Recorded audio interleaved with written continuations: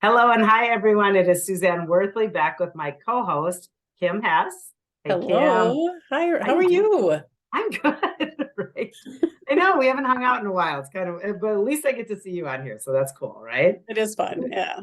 We are back with another episode of Energy Unleashed, which is a podcast where I, as an energy practitioner, kind of share my client sessions.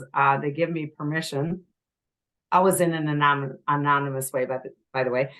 So I can share kind of their stories. And what I do is look for commonalities or things that are repetitive in my weeks, because that always tells me that there's something going on. So we're going to talk about divorce this time. And Kim and I were chuckling right before we started that two women sitting on here talking about divorce when we're pushing 40 years, both of us this year in terms of marriages, right? Right. Oh, Yeah. And oh. I mean, But who's you to say it say out loud and I'm like, what?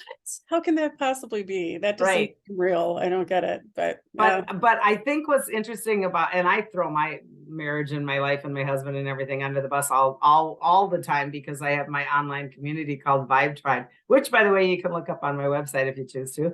And we talk on Vibe Tribe a lot about my own personal stuff, because I use my lessons or my experiences in terms of sharing. And I have not had, the greatest, it hasn't been all roses and butterflies ever, right? So there was many times throughout my coming on 40 years where I think I emotionally divorced and mentally divorced. And it doesn't always have to be a physical divorce. And there's lots of, and spiritually, by the way, divorced on and off. So, and I think it's been rekindled. And so I definitely am not in the same marriage I was, when I was 23, right? I mean, that's just not Yeah. even a thing, right? How about Yeah, it's you? totally different. I think through our whole time together, there have been the ebb and flow. And a lot of it depended on our careers, our children. Right. I mean, there's so many factors that go into, how things are going between us as a couple. So it's not easy. I know. So again, everyone, take what resonates, toss the rest. And if you choose to share and like this video so that we can get our information out there far and wide, we appreciate that. So in terms of these clients, I want to kind of wrap it up in three different layers, actually, because I had three different kinds of clients within the last 2 weeks Wow. with this umbrella topic of divorce, which is amazing to me. One of them is finalized and she's through it and she's thrilled and she is out there, starting her whole new life. And she's on that trajectory of, oh my gosh, which is cool. The second one was divorced a while, but is in another second round of mediation with her lawyer situation to try to figure out child custody in a different way. And then the third one is just initially stepping into divorce and is got a whole different, ball of wax going on. So this is very common in my work. I see so many women, because the majority of people that are doing healing work with practitioners like me usually are women. It's not that I don't have men, but it still is, the quotient is big, Yeah. right? So a lot of the females are coming in and they are having all kinds of trouble. So I'm gonna give a couple of the troubles out, and then we're gonna have Kim step in here to unleash this a little bit further. One of the things that I noticed that is very common is even the ones that are thrilled and they're excited about moving forward have not necessarily, and this is no judgment on anybody, have not necessarily done a lot of the inner healing work in terms of allowing the forgiveness to come through. And that's one of the subjects I really want to get into, is the forgiveness. And because what this does then is it brings up the concept and the idea of revenge versus justice, right? And Yeah. I want to unleash that a little bit. Secondly, a huge commonality of these clients is kids. And when we have kids involved, even when they're adult kids, by the way, this is difficult, because this is something that then they empath all of their children's emotions. Now we can take that even to another ring, which is the families. And so that's another biggie. So how does everybody else feel about this? I even have one of them that said to me, I am so embarrassed and ashamed to run into anybody that doesn't know me and my husband are no longer together, that I Really? have found myself hiding in a grocery store from neighbors and that I haven't seen since then. And I'm like, oh my goodness, that's just heartbreaking, right? So these are really, really big things. And then thirdly, it is the financial. So I think that's a huge one too. So which one do you want to break down first, Kim? Oh my gosh. Well, I think you have to start with the like revenge and I mean, that all goes into anger Yeah, and I would get, I mean, similar to healing when you're not going through that, you feel like you've gotten through some of it and there's a trigger that just brings you right back into all of it again, I would guess. right, right. Um, so let's talk about the healing around that. Okay, so a lot of time when I am working with this kind of a client, I I ask them, because of the work that I do, Mhm. have you ever looked at this from the soul's perspective? Because truly, I will admit, like I said, I use myself. I will admit there was a point in my life where had it. I had 4 kids. I wasn't getting supported. I was the massive breadwinner corporately. I was running, going, traveling, doing, and it just felt like there was no support. Not, by the way, that I probably asked for enough of it because I can do it faster and better anyway, right? Back Exactly. then. Don't do that anymore, but back then that was a thing. And so this was the time where I had just literally had it. And I thought I was actually going to leave my husband. And I truly put my kids down and talked to them all about it and said I was pondering this.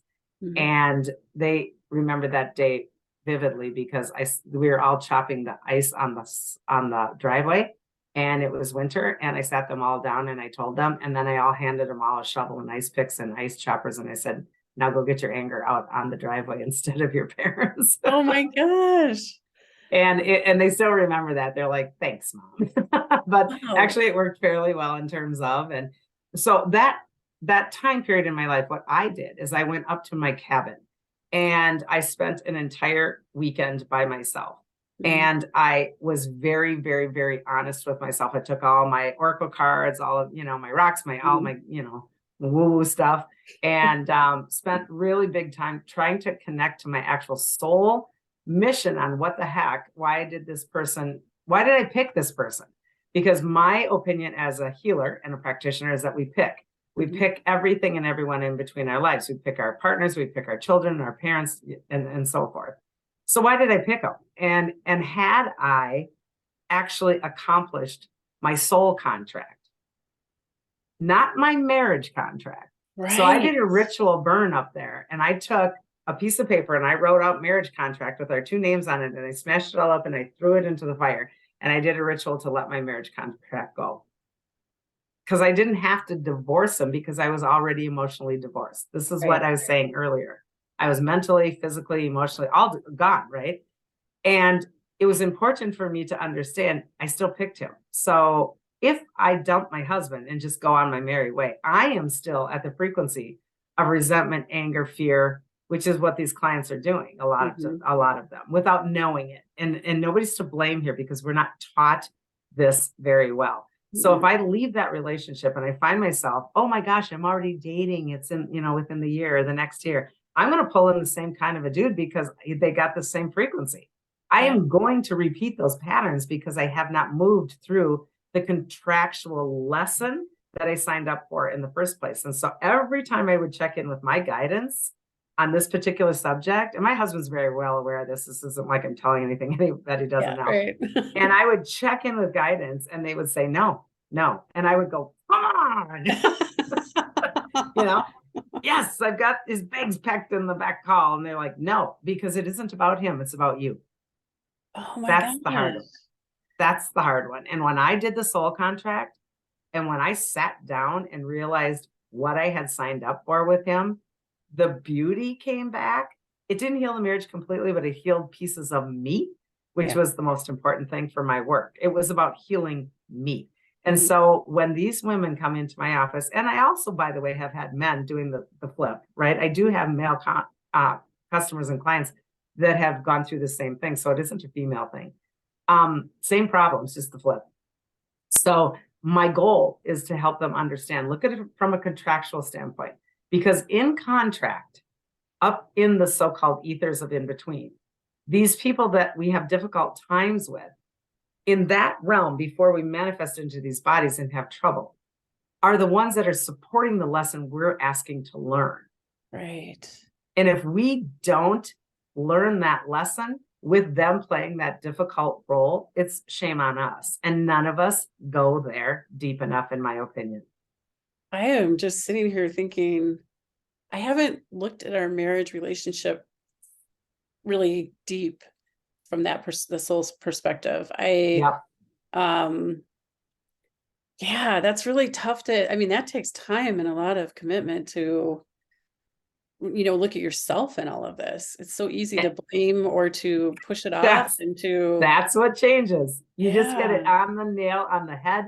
That's what changes, because 9 out of 10 people that sit in here scared about divorce are actually resentful and angry and frustrated and feel alone and feel abandoned, and you don't know me and I'm not heard, and all of these horrible stuffed feelings are underneath.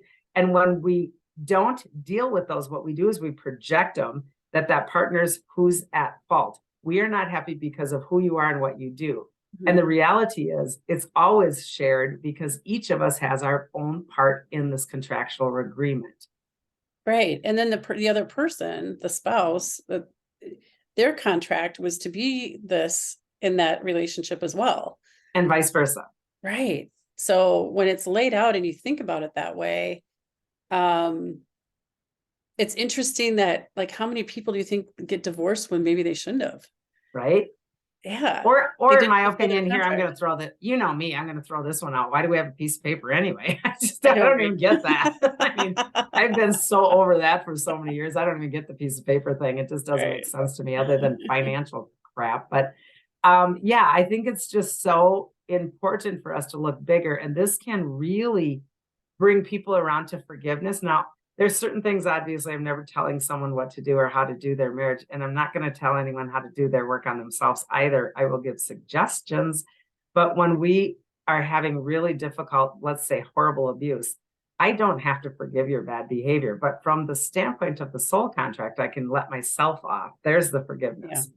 So when we have people that I want revenge, he cheated on me, she cheated on me, whatever it is, right? She left, she did this. When we want revenge, it's so interesting, because I really played this out with the customer the other day. I looked at her and I said, so why do you want him to hurt? And she said, I just do. And I said, but why? And she goes, because I want him to know how much he hurt me. And I said, okay, I will give that to you. Yeah. And so I looked at her and I said, now, what do you want from him in that regard? And she said, I just want him to say it. I just want him to absolutely say it to me, and that I really get how much I hurt you. And I looked at her and I said, so I want you to sit with that in your body for a second. And I said, is that going to change anything?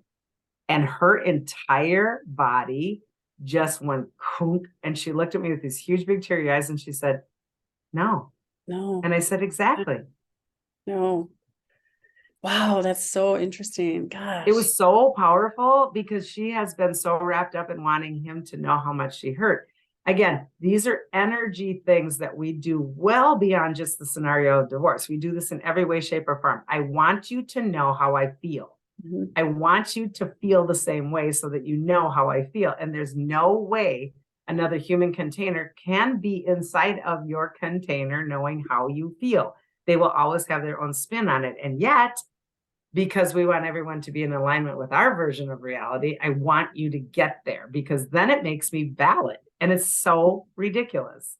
Well, what about the flip on that? Because if that other person is revengeful, the spouse is revengeful, and they're coming after you with and wanting that kind of thing from you, what do you do in that place of? Awesome question, because this is happening with the other one. So now I've got the other one that we were talking about is now in mediation, and he's absolutely coming forward and really playing the game with the kids as the pawns, right? And so this is the nastiness, the gaslighting, the this, the that. That is no different than empath training.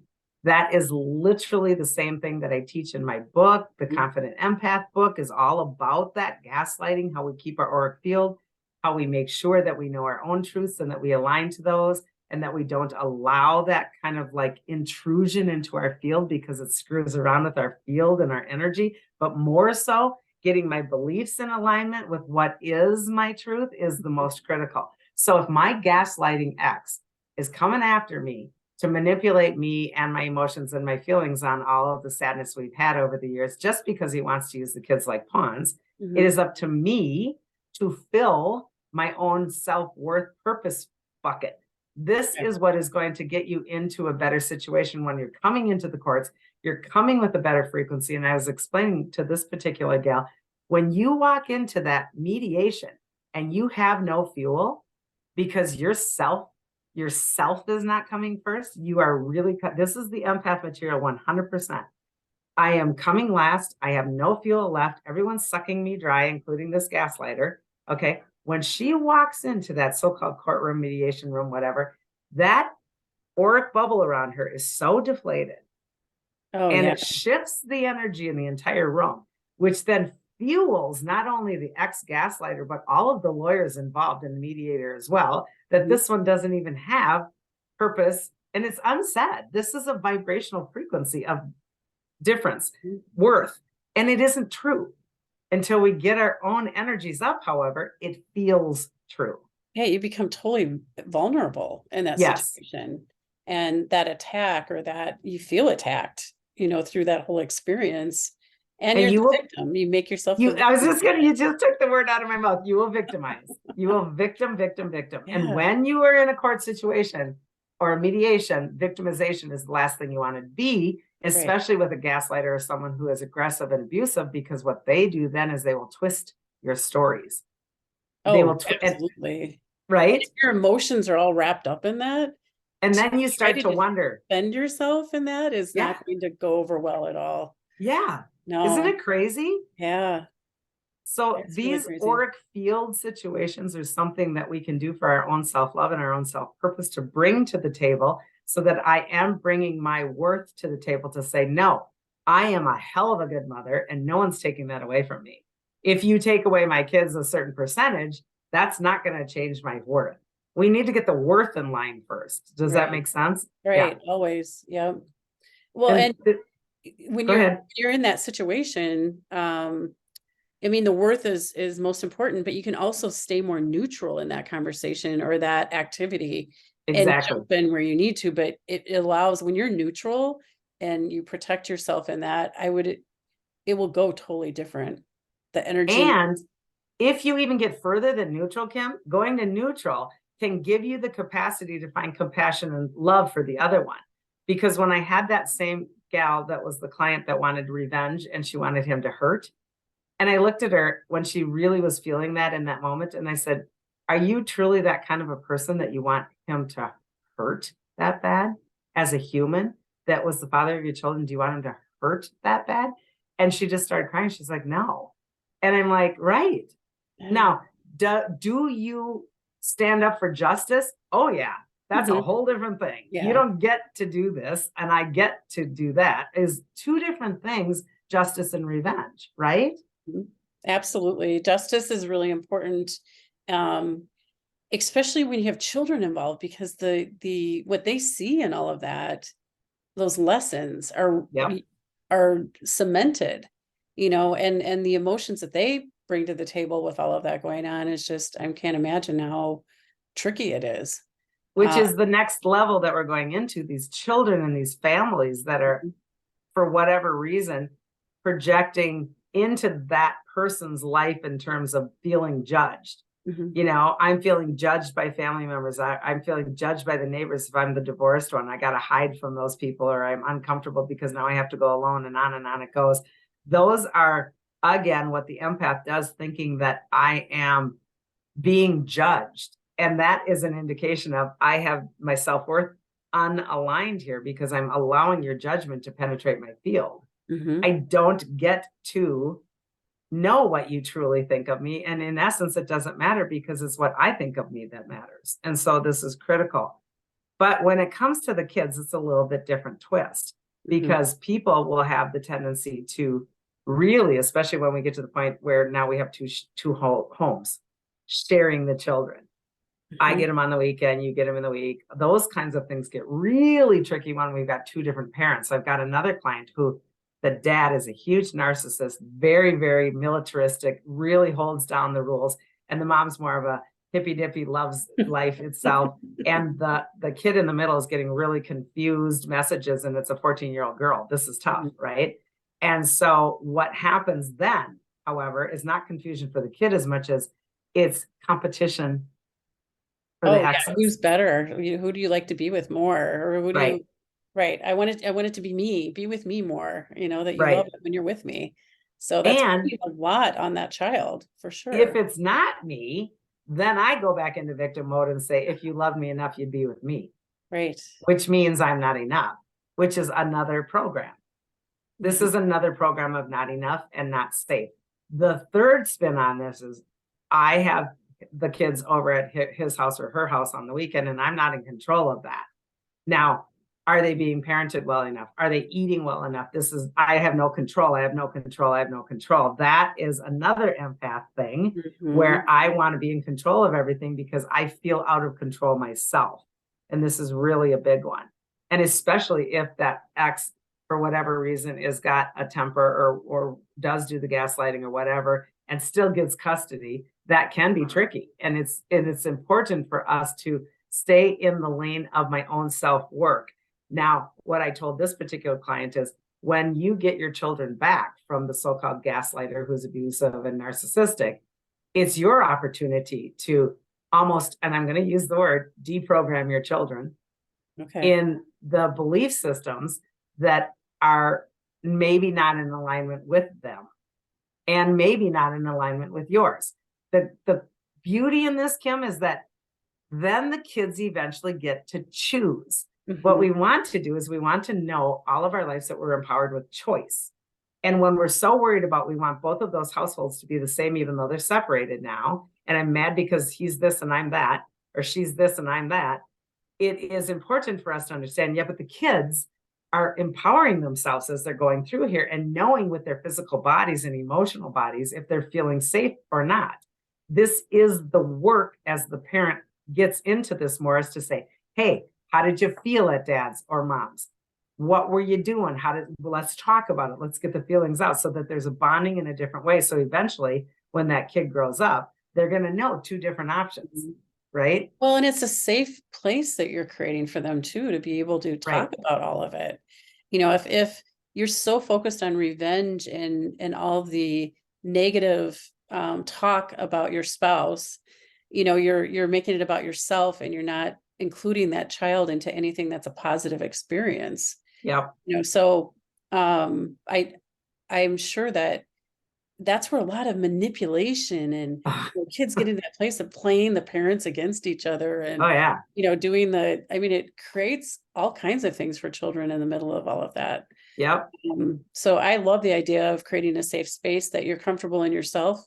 You know what you are about and what makes you happy, that you can allow your child to express themselves in the same way. And I want to even unleash that a tad further, because many of these clients that are sitting here struggling with all of this do not share their emotions with their children. I do not believe that we have to fall to pieces in front of our kids 24/7, because then we are in that victim mode. Yeah. But we also don't have to hide them and stuff them, because I think it's critical that children, age dependent, by the way, see that we have emotions, see that we are able to emote, and move through them and share and feel and allow them to let go. And these are the things that most parents don't do because we want to protect them. Don't fool yourself. You're not protecting anybody because they already know. The kids sense all of it is, the energy. That's when you go back to energy. Yeah. That the core of this and what you're doing with your own energy around yourself, and how it impacts others. Like you said, back to the empathing. The kids empath, they take it on, and their behavior can come out in so many ways in school with their friends, other relationships, and so it's a long journey, for everybody. Which, by the way, is a lot of what happens. The school gets it, they'll act out somewhere else. So keep an eye on that as well, and then bring that into the fold as far as communication with the teachers as well, because this is the extension of it. So adult children can be just as difficult, if not more difficult sometimes, I find, with my client work, because sometimes the adult children, especially when they feel they've been surprised by the information, which kind of always surprises me when they say that. Because I do believe the negative energy in the home is palpable. Right. If people were connected to their bodies and energy, they would understand that that energy is so thick you could cut it with a knife, right? But when they are surprised, what happens is they get angry and they will side with one of the parents, oftentimes saying, "You're the bad guy, you're the good girl," whatever. And that breaks people's hearts. And family members will also do this. And I think this is something that is very delicate to deal with. But this, to me, as a practitioner, again, indicates that that child or that other family member, sister, brother, mother, whatever, needs to do their own work because they are locking in their foundational self at an adult age with a belief system that was only a belief system that they were safe. Which is what we all do. Well, and to bring that into your own personal life and your relationships. Yep. You most likely will repeat, even though you don't want to, the same type of beliefs and behaviors. Exactly. Repeat it because you're holding that frequency. Think of it like a thermometer gauge. If I'm up to 30 degrees, I'm going to find a person at 30 degrees and we're going to do it all over again. If I'm up to 85 degrees, I'm going to find a higher frequency with someone that is more open and non-judgmental, etc. So these are really critical energetic things to look at when we're in these really emotional situations because we're never getting to the feel. We're staying in the emotion. Right. This is different. When we're angry and we're mad, we aren't angry and mad as much as I feel isolated and abandoned and not seen or heard. And we don't go there enough so we can hide almost in the angry and the mad. And a partner can also gaslight in that regard. "Oh, you're just always mad. I'm going to walk away." Because absolutely. That's like because they know, yeah. Yes, you are always just mad. I'm not even going to listen to you. You're just always mad. And then I can walk away. Because why? Because then I don't have to have my personal responsibility in being participatory and having a space where I don't allow you to be heard either. So this is huge. It's huge. So big, the gaslighting part of it. Like you said, there's that single instance of gaslighting, but there's that continual gaslighting on that type of behavior or that type of response that the person's giving that is really harmful. And most of the time, marriages that break up feel or look from the outside like there is a controller and there is a victim. What I would like everyone listening to entertain, if they choose to, is that's the same exact program. The one that is, "Woe is me, I'm the victim, you're always mad, you're always yelling at me, you always are this, you're doing that, you don't do anything," is actually the one that is controlling the manipulation. And the controller who is trying to control every single solitary moment of the day is actually the one that feels victimized, and that's why they control. So both people are playing the game, and it is a codependent, empathic sucking of each other's fields because I don't have the skill set to maintain my own frequency in love and light of self first. And when I don't do that, I will always trigger what I write about in that book is what I will trigger is the trinity of my self-worth and love will always trigger my sense of safe and my sense of enough. And the safe is the thing that almost every divorcing or divorced or pending thought of divorce client, or God, I should get divorced and I have never got divorced, but I want to get divorced client is, I don't have enough money. I won't be able to be safe. I don't have enough stuff. There isn't any way I can do this on my own. And this is the loop pattern that starts the process of people just putting up with stuff. And then underneath that is the worth of self and then connected to enough. I won't have enough money. I won't have enough help. I won't have enough of anything, which means I don't feel like I'm enough. So when we work through that trinity of safe, worth, and enough, we can start to factor in, well, I am safe. I actually am safe. I can even go to a shelter if I had to. I could live in a box, not that I choose to, but I could. So I am safe. I just need to figure out what that looks like and how I proceed. So this is the inner work that really one wants to look at when they're in this process. Oh, I cannot, the mind and the logical, trying to make logical out of all of this, when you have so many emotions going on, in trying to control it, like you said, is really that control piece of it, it goes right there. Like, Yep. so then I just, it's so interesting. It just makes my heart kind of hurt, right? Like I'm empathing Stop right now. I empathing. know I am. I'm empathing. You know better than that. And realize, and I've said this to some Yeah. clients, which kind of spins their head, realize sometimes in this world and in these incarnations, I have finished my contract with you. And I get to walk away from you because it's part of actually what's supposed to be happening in a bigger way.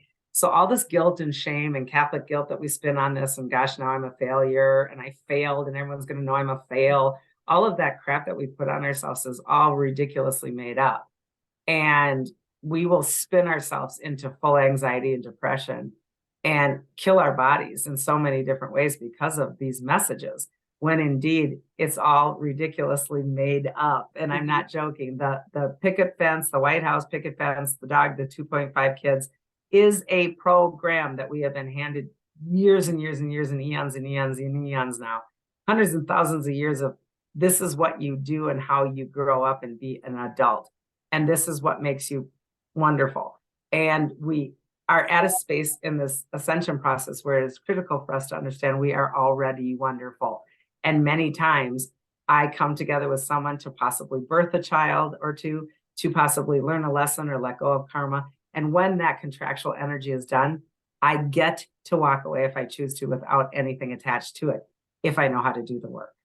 If you know how to do the work. So when you're working with a client, you've got the 3 clients, what do you, I mean, they're there for a reason. They're there, they know they need help and they're looking for healing. Like, what are some of the suggestions that you give them to personally work on what they need to do? That is 100% what I'm saying. Quit worrying about the other one. The more that work that you do on yourself and you bring that self to the table of mediation or court or even picking up kids or negotiating, that is the thing. See, it's just like everything else the human does. We go outside of ourselves for the control. Where we want to put the so-called command and not even control is inside of our own container, and find that balance of self-worth, self-love, enough, safe, and guarantee inside of ourselves that I do have the birthright to all of this. No one outside of myself is going to take that away. Even if a judge takes my kids away, I still have safe, enough, and worth if I choose to see that. And the more of that work I do, the easier it is for the universe to assist you in supporting that, because you're raising that frequency of love versus dabbling down here in fear. So it's focusing on the thought patterns that are going through your head. Yes. You're saying, what you're thinking about that other person, and switching that around to be more of a positive type of thought about. Well, it doesn't always have to be a positive one. We can have the negative one until we attach the emotion to it. See, what happens is we have the initial thought and I have a knee-jerk reaction of emotion. What I want to do instead possibly is have the thought go deeper under emotion and go to the true feel. When my husband cheats on me and I'm so mad at him because he wrecked everything for this family, the true feel under there is, if you loved me enough, you wouldn't have done that, which means I'm not worth anything. That's the feel you want to work on, because we're all working on the revenge of the outcome. We're working on the revenge of the outcome that you screwed up this family. I can't believe it. I'm so effing mad at you. I'm not going to let this go. I want you to go down. I want you to feel my pain. That's where we play. And there's nothing about that that's an advantage to anything energetically. All we are is killing ourselves over and over and over in terms of sucking each other dry. Instead, it's stepping back and looking, is this a contractual agreement from even my higher self saying, I knew it was time to get out of this marriage, but I never even took the courage to do it. So did this husband or wife step in with that cheating scenario to push this along so that I could get out? I mean, there's bigger ways to look at all of this stuff. And when we go to these neutral observer spaces and really let our hearts ponder it, that's what I did that whole weekend. I called my husband sobbing in tears going, oh my God, I've been such an asshole so many times. And that doesn't negate his. I just needed to own mine for my own soul healing. And it doesn't make everything rainbows and bunnies when you get home, but to find that space to let yourself heal is forgiveness of self first. Right. The forgiveness, I mean, that's and all of this forgiveness of self is a really hard thing to do a Yep. lot of times, but and it takes time again, because there's going to be layers and triggers and Time layers and heals. triggers, and you have to keep going back to that same basic, Yep. I am worth it. I am safe. I'm, I'm where I need to be. It's a mantra. Yeah. And again, what I write in the empath book is cut your cords, learn the skills, learn the tactics. Do not let that person manipulate you in mind and body by projecting telepathic messages on your worth. Stop doing the social media crap. You're connecting cords, all of this stuff. Quit surfing his or her new site, and comparing yourself to where they're going in life. These are all really detrimental things to your field that we will end up doing empathically. And it really destroys, even worse, the actual physical body, because the emotional body is just depleted. So, and the mental body. Like, don't hang on to messages and emails, and unless you have to, like you said, legally before, right. But don't hang on to that stuff, because you're only, encouraging that, the thoughts and the emotions that go with that. And you're validating your non-worth. Right. Right. Every time, your non-worth. And then I'm going to toss a little other spin on the end. So now your non-worth all of a sudden gets into, now I'm moving forward too. Oh my God, I'm going to start dating. Oh, I don't know if I can do that. Oh my God, what will everybody think? Now I can't be worthy of moving forward. This is the next spin, right? Oh my goodness, they're all going to think I'm some charlatan. I've only been divorced 4 years, or 4 months, or 4 months, whatever it is for the person, right? And so this is another twist that people will oftentimes do, that I can't be happy because everyone else is still sad. And this is so typical. It's amazing. Similar to death, actually. It is. It is. It's grief, and it's unhappiness, and you want it to be a certain way. It's not going to be that way anymore. And I'm so glad you used the word grief, Kim, because I was going to say that. What I tell my clients is, go grieve the pretend marriage. Grieve the Disney. Oh, I shouldn't say that. Sorry. That big organization that makes happy ever after. I think that it's important for us to have that mentality of, we don't have to step into happy ever after. My happy ever after can be getting out. My happy ever after can be dying. So grieve the program of happy ever after, right? Grieve that. And so these are things that we want to learn for ourselves, because I do deserve to find bliss and joy and wonder and possibly relationship. But until I know that I deserve that and quit ruminating about all the other crap in my head, I'm not going to move forward. Right. Yeah. Oh my gosh. It all goes back to the same basic work, all the different scenarios. Yep. It's interesting. I mean, this could be about a job, other relationships, friendships, all of it. It's all the same stuff. Yeah. When I teach anything with empathing, I use the kind of outline of, it's all just different sandboxes with different toys, but it's all the same sand. It's all the same sand, because the sand is you. Okay. And I can have a box of a job. I can have losing a job, losing a partner, losing a relationship, losing a kid. I can do 8 million different constructs of that sandbox, but it's all the same sand. The toys change, but the sand's the same. So who is the sand? The sand is you. And it is critical for us to look inward on all of this. And we will project everything all the way out to, oh my God, that court system really screwed me. I had that one the other day. I really got screwed by the court system. And it's like, oh my goodness, that's really giving your power away, right? I mean, that's really giving your power away. It is. Yeah. So these are really deep and emotional things. And again, take what resonates here. And I will blatantly admit, I have gone through every kind of a divorce in my marriage, and I'm still in a marriage, but it's not the marriage I signed up for, and it isn't the one I ever had. I've redone my marriage 1,000 times in this 40 years, and I will continue to do that, I'm sure. And that's just how it goes, because to me, that's reality. But most of the people that sit in my office are envious or jealous of other people's marriages, and they try to keep up with the Joneses per se. And I will tell you, the Joneses are sitting in my office having the same thoughts and processes, because they're both in my office at 2 different days of the week. And the Joneses are not doing anything other than projecting. So stop believing something that you see outside of yourself and go inward instead and drop judgment. Right. I mean, right? you cannot know what's going on in someone's life outside Yeah. of, that's going out again. You're going out and looking at instead of working on this. That's all that Yep. matters. Yep. Mhm. That all, did we cover Fascinating. everything I said I was going to cover at the I think beginning? We talked so. We about didn't.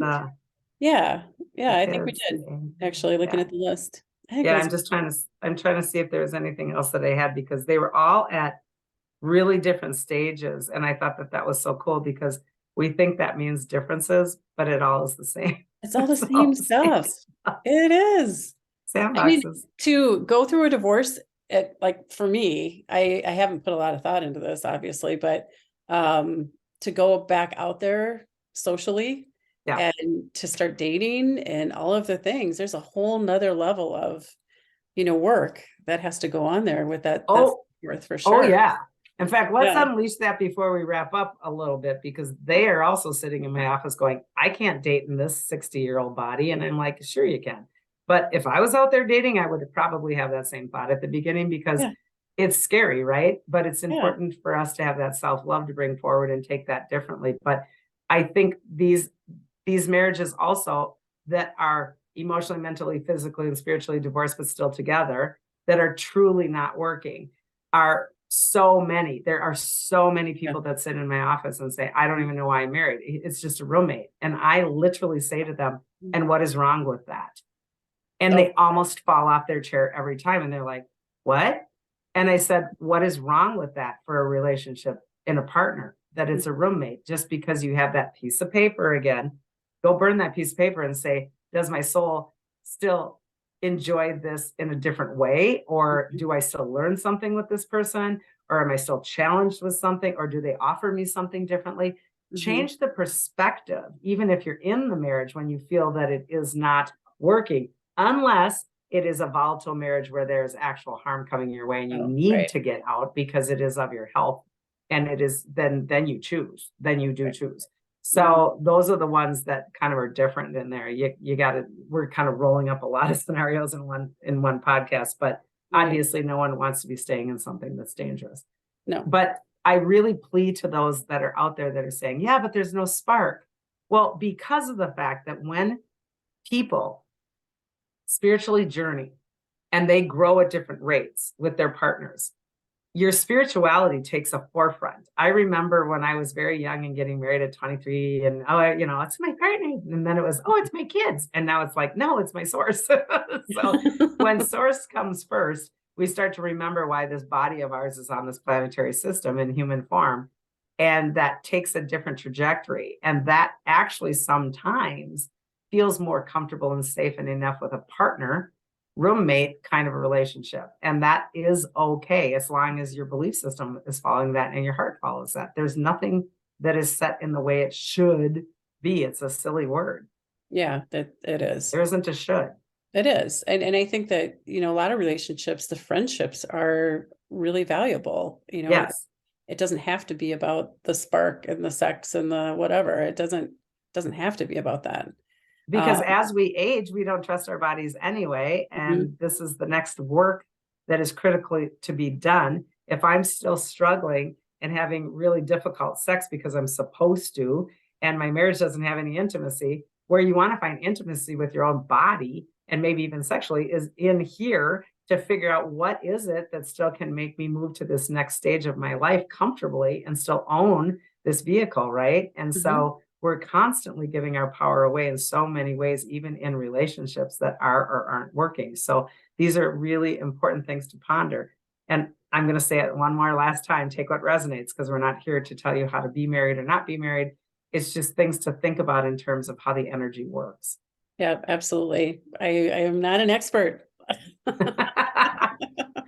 Okay, well, on that, I would encourage you to hit like on the video or share the video. And I would like to just give another plug in terms of the book. A lot of this information is in my new book called Confident Empath. You can find it on my website at sworthley.com. And we really appreciate all of the clients that share their stories for you to learn from or align with, or go, what the heck are you guys talking about? This is nuts, which is all fine, right? Yeah. Well, and make sure Okay. that you write comments on the YouTube too after you watch this. We'd Yeah. love to get some feedback. Not very many people are putting comments out there, so The Yep. feedback is awesome. We Right. appreciate it. We appreciate it. All right, everybody, until next time. All right. Cosmic Hugs. Goodbye.